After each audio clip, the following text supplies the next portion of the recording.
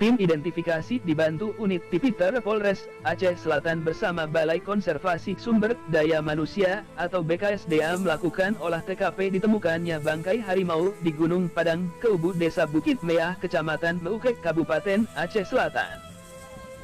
Untuk saat ini, tim unit identifikasi dibantu unit Tipiter Polres Aceh Selatan melakukan visum terhadap bangkai harimau dan mengumpulkan sejumlah barang bukti untuk penyelidikan lebih lanjut. Kasat Reskrim Polres Aceh Selatan Ibtu Deno Wahyudi SHMSI mengatakan pihaknya sudah melakukan visum terhadap harimau yang ditemukan di kawasan Desa Bukit Meah.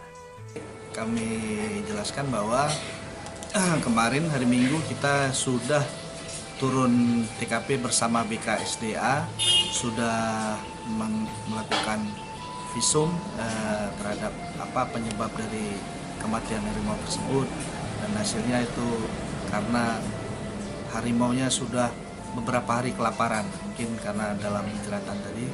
Nah, hasil ini mungkin kita sedang melakukan penyelidikan. Ini untuk temuan di lapangan sendiri, apakah itu di lahan warga atau gimana? Bukan di lahan warga, namun di lahan desa. Jadi kebun tersebut milik desa, milik bersama masyarakat. Nah, demikian mungkin.